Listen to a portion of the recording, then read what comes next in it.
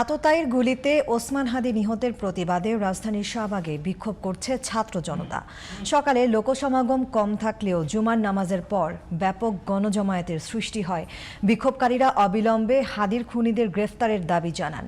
এদিকে দৈনিক প্রথম আলো, ডেইলি স্টার ও সাংস্কৃতিক সংগঠন ছায়ানট কার্যালয়ে মোতায়েন করা হয়েছে আইনশৃঙ্খলা রক্ষাকারী বাহিনী। আরও জানাচ্ছেন মহসিন কবির।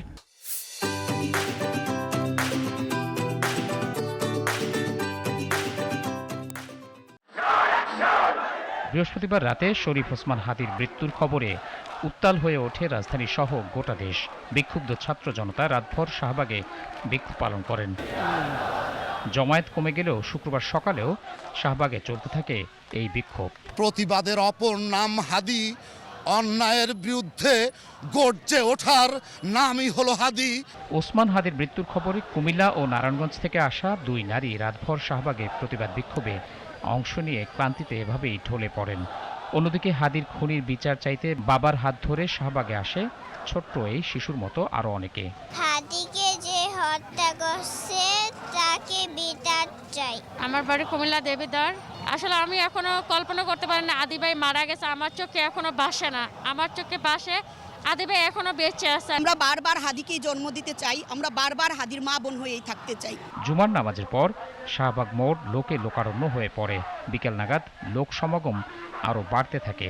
এ সময় ঢাকা বিশ্ববিদ্যালয়ের ভিপি সাদিক কায়েম সহ শিবির নেতাকর্মীরাও জড়ো হন সেখানে। হাদির খুনিদের বিচার দাবিতে নানা স্লোগান দেন তারা।